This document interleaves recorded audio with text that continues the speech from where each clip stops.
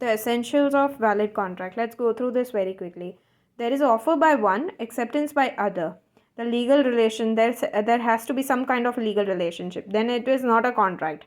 It has to be an agreement then. Should have some kind of a lawful consideration. There has to be some kind of give and take relationship, right?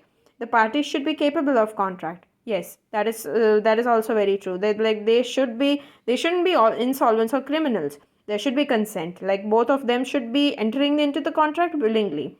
Legal and not opposed to public policies. Yes, it is also. They shouldn't be conducting immoral activities. The consent should be clear. Yes, either of the parties should not be in an intoxicated state. The agreement is capable of being performed. Yes, it shouldn't be something that is impossible to perform. That way, it will not be competent to the guidelines. Now let's quickly go through an example. Well, I'm going to talk to you about Mr. X. A businessman has been fighting a long drawn litigation with Mr. Y, another businessman. To support his legal campaign, Mr. X enlists the services of Mr. Z, a legal expert, stating that an amount of rupees 10 lakhs would be paid if Mr. Z does not take up the brief of Mr. Y. Mr. Z agrees, but at the end of the litigation, Mr. X refuses to pay. Decide whether Mr. Z can recover the amount promised by Mr. X under the provisions of the Indian Contract Act.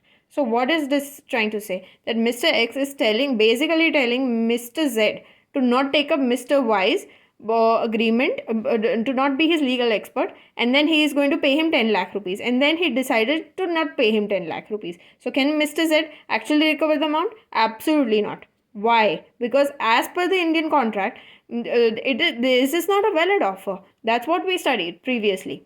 This is not a valid offer. So Mr. Z is basically helpless. He decided to enter into an agreement that is not very legal. It doesn't even sound very legal. So he suffers at the end of the day.